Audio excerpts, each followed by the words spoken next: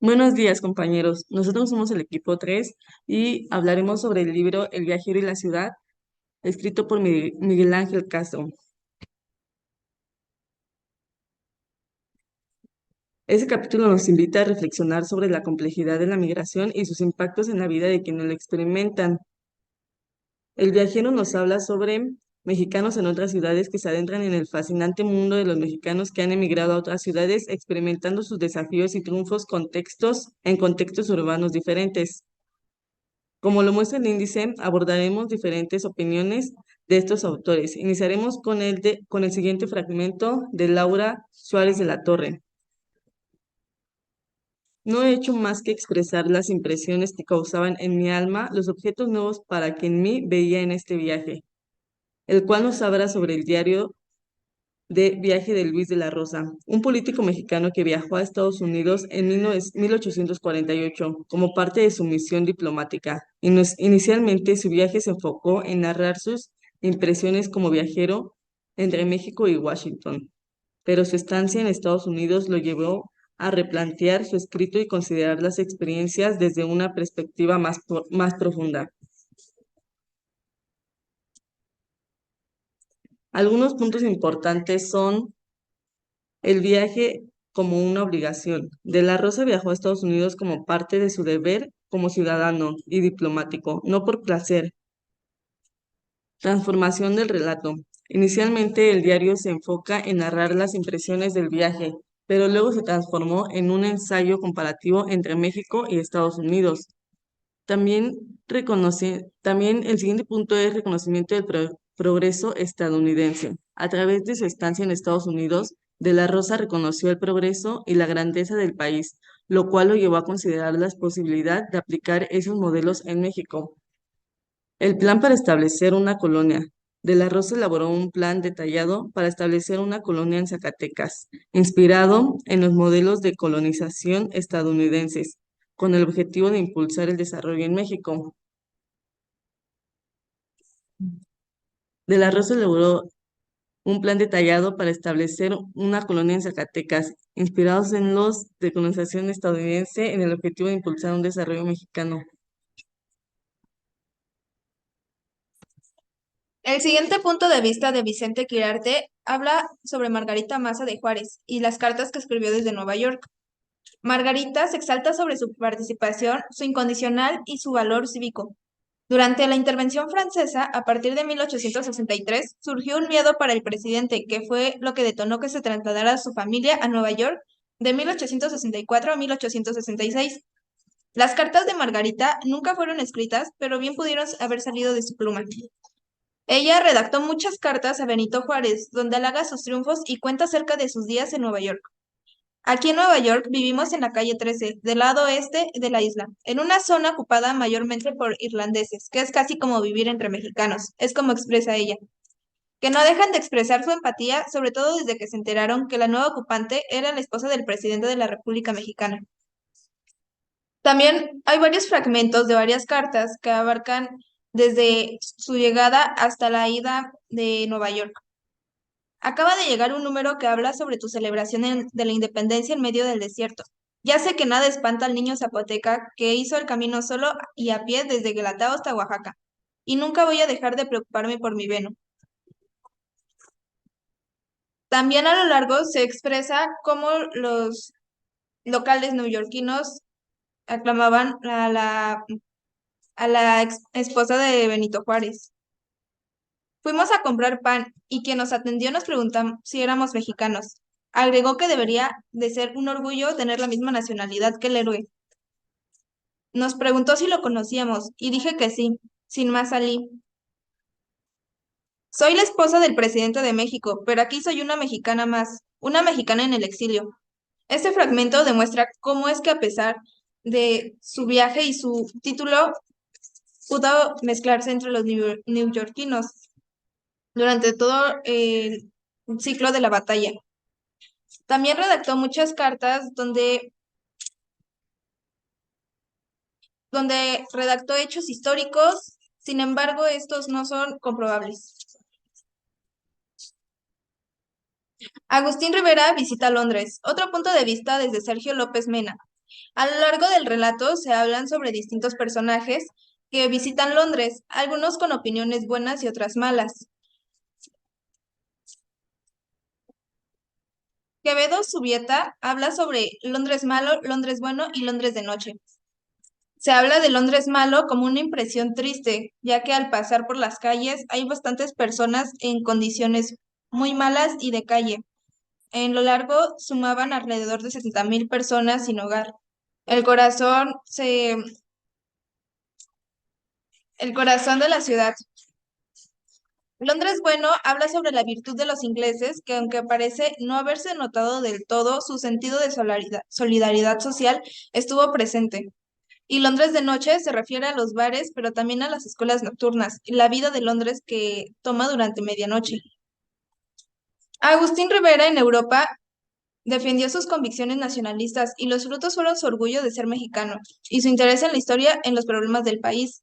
Estos personajes visitaron desde centros de arte, centros culturales como el Palacio de Windsor o el Reloj de Londres, entre otros, encontraron pinturas y artesanías de famosos pintores como Saravallo, que los hizo darse cuenta que el nacionalismo que traían con ellos no podía competir contra el de Londres. Sin embargo, este era único y especial. Ser mexicano representaba un interés y un orgullo único.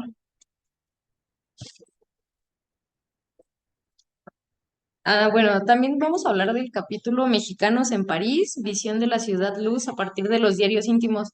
Bueno, en una primera parte nos mencionan que en el México del Porfiriato se dieron en mayor cantidad los viajes hacia Europa por parte de los mexicanos. Esto lo hacían con fines de peregrinación, por ejemplo, hacia Roma.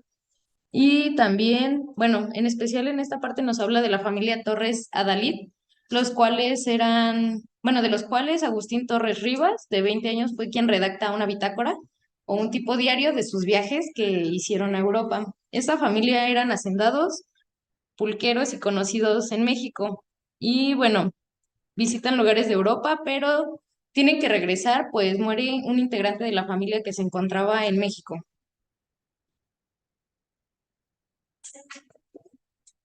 Bueno, también tenemos la parte de ver y verificar París. En esta parte la familia llega a París y se hospeda en el hotel que es el Gran Hotel de París, pero pasados los días cambian a un departamento porque, bueno, ellos llevaban un plan o seguían se supone que deberían de seguir un itinerario, pero aquí en este itinerario se menciona que el departamento pues era más económico y era más cómodo, también por el tiempo de su estancia y nos dan a conocer que como tal ellos no siguieron el itinerario, pues debieron visitar ciertos lugares en ciertos días, pero ellos los terminaron visitando en días posteriores o más lejanos a los mencionados. Y también por su parte ellos exploraron lo que fueron museos, panteones, iglesias y hicieron caminatas por bosques. Y bueno, también se menciona que en París había lugares divertidos, como eran los bares, las óperas, teatros, y que también hubo diferentes perspectivas por parte de turistas o exploradores que eran de otras partes del mundo, como los ingleses. Y también tenemos el capítulo de visita en el gran mundo. Los viajes que los viajeros visitaban, más que a monumentos y a museos, visitaban a los compatriotas mexicanos que se encontraban en París, ya que ellos eran exiliados de México y pues eran muy odiados, entonces tuvieron que huir y vivían allá.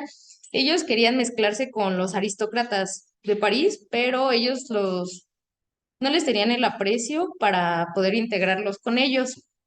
Eh, bueno, en esta parte también conocen al cónsul Altamirano, que es el cónsul de México en París. Y en esta parte quieren dar a conocer los registros de qué tan caro era visitar París por cierta cantidad de tiempo, que aproximadamente eran 8 días por 300 francos.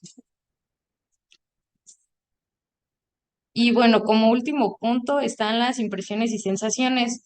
En el diario de Agustín Torres, se puede notar que carece de emociones y de información como fueron los alimentos o la gastronomía francesa, y que era muy repetitivo en cuanto a sus descripciones sobre París, ya que solo en ocasiones muestra cierto aprecio o una crítica bien dada. Pero sin en cambio también tenemos que Altamirano era muy detallado y descriptivo en su sentir a la ciudad de París, ya que él redactaba y ponía los lugares y su belleza y nos compartía mucho de cómo se sentía con respecto pues a la ciudad.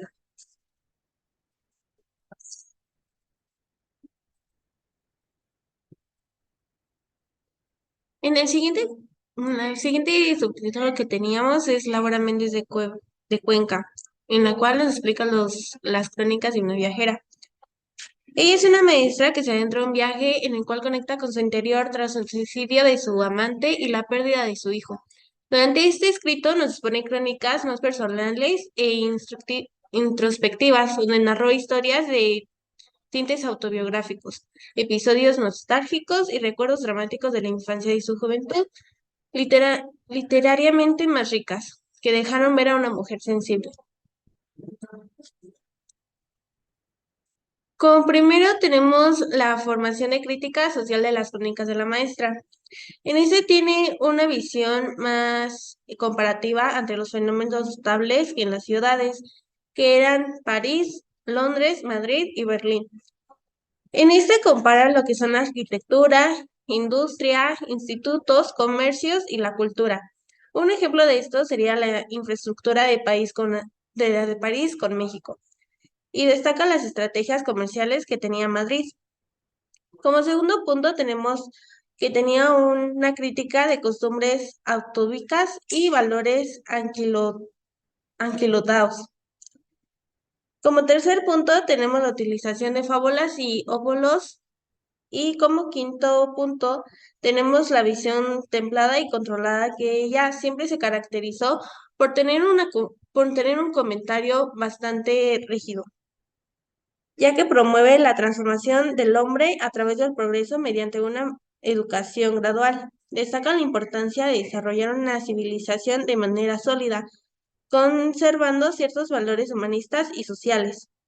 Como sexto punto tenemos que en esta crónica expresa un amor profundo y un compromiso con su país, promoviendo valores nacionales y resaltando la importancia de preservar la identidad cultural. Por otro lado, adopta una perspectiva cosmopolita al comparar y contrarrestar las costumbres y tradiciones de los países visitados. Méndez de Cuenca enfatiza la necesidad de encontrar un equilibrio entre lo propio y lo extranjero, ya que se da cuenta que existe el malinchismo que refleja su preocupación ante la pérdida de la identidad nacional. Como siguiente subtítulo tenemos la ciudad de Jano. En este entra una comparación con lo que es la ciudad de Jano, ya que muestra dos tipos de rostros. Tenemos como primer punto que destaca la dualidad entre la tradición arraigada en costumbres locales y los desafíos de la modernidad. En segundo punto tenemos que analiza cómo la identidad nacional se entrelaza con los valores universales como la responsabilidad, los derechos y la solidaridad. Como tercer punto tenemos una crítica eh, de diversos aspectos de una sociedad y la cultura, desde que la marginalidad urbana hasta las instituciones aparentemente benevolantes. Como cuarto punto tenemos la explotación de la historia detrás de los lugares, ya que nos explica cada uno de los lugares que visitó. Y como último punto tenemos la sensibilidad romántica y filosófica, ya que realiza una reflexión entre la muerte y la condición humana, relevando una visión compleja y matizada del mundo. Como siguiente subtítulo tenemos Miradas en Tierra Yankee.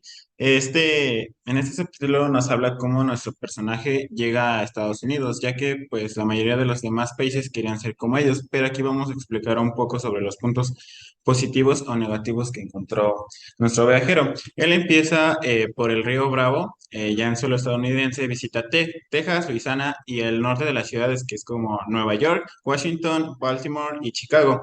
Al finalizar su viaje se la pasan en tren que es desde el centro de Estados Unidos, de Illinois hasta Texas, por Missouri, Kansas y Arkansas, Nuevo México y vuelve a cruzar el río Bravo, para finalizar y llegar por la ciudad Juárez. Entre sus puntos, destaca que Estados Unidos tenía una ideología positivista. Su opinión sobre la situación que había en el sur era sobre las personas negras en Estados Unidos, ya que en este pues se incluía la venta y la esclavitud de ellos, ya que pues en el norte del país, como es Nueva York o ciudades fronterizas hacia Canadá, esto ya estaba prohibido, pero aquí resalta mucho una frase que es pobreza raza apenas desprendida de la esclavitud. Apenas en estado de oruga, hace un tercio del siglo, la libertad ha hecho en ella un efecto singular parecido al del alcohol. En realidad no la han hecho libre, sino insolente. En las fotos, pues podemos ver algunas mm, mini comunidades de esclavos sobre el sur de Estados Unidos. Y de hecho, en la foto donde aparece la mujer es Harriet Tubman, quien liberaba más de 200 esclavos en este periodo.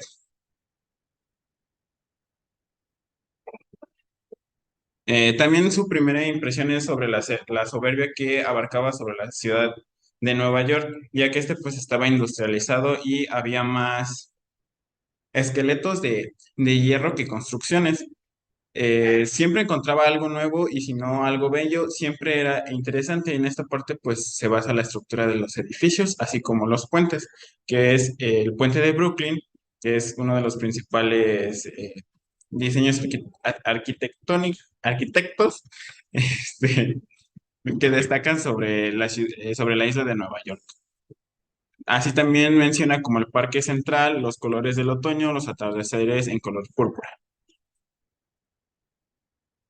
Por último, como subtítulo tenemos Conociendo a Estados Unidos, que es la correspondencia viajera entre Rafael Reynal y Carlos Castell. Estos son dos amigos, uno está en México y el otro está huyendo porque lo están cazando. Eran criollos americanos con algunos recursos, tenían una educación, eran más o menos de la edad de 30 a 35 años, se conocían desde muy jóvenes, tal vez desde niños. Leyendo juntos alguna historia, hacían reflexiones cotejando las costumbres extranjeras con las nacionales. Reynal ayudó a la independencia en 1821 y siguió su carrera militar. Sin embargo, a finales de 1832 tuvo que exiliarse a Estados Unidos, sin duda por motivos políticos, ya que al parecer era perseguido. Primero se dedujo a nuestro viajero fue el progreso de Estados Unidos, que tanto como su lector deseaban para México y ante todo la asombrosa revolución en las comunicaciones y transportes que tenía el hogar este, en aquel país. ¿A qué se refería esto? Que pues en los periódicos realmente se expresaba lo que estaba viviendo el país, aunque estos periódicos no llegaban a todas partes del mundo por restricciones políticas. La libertad de expresión no era muy bien vista fuera de su país, pero dentro sí. También destaca que aunque el país vecino no tenía una educación pareja ni igualitaria, el asunto le hizo ruido, ya que pues en México Reinal se preocupaba por eso, por explicar que en Estados Unidos la renta de tierras públicas, las pensiones especiales asignadas por los gobiernos estatales fomentaban la instrucción primaria y secundaria. ¿A qué se refería esto? Es que pues no cualquiera podía tener tierras y sembrar ciertas cosechas en su lugar, a diferencia de México. La correspondencia del Reinal hacia Gasteu nos provee de una serie de representaciones que dan indicios sobre el proceso de construcción del discurso nacional mexicano, que esto fue en el año de 1830. Reinal veía a los estadounidenses como hombres muy laboriosos, aunque admitía que generalizar era difícil, pues ya que procedían de todas partes del mundo, y como todos lados había buenos regulares o algunos peores. ¿A qué se refería con esto? Que pues Estados Unidos no es como tal una colonia eh, hecha en sí mismo, ya que pues estos llegaron de otras partes del mundo para poder colonializar las tierras estadounidenses que hoy actualmente hay, ya que pues la mayoría eran de raza blanca y la esclavitud estaba por la raza negra. Pues esto es todo por nuestra parte, sobre El viajero y la ciudad por Miguel Ángel Castro.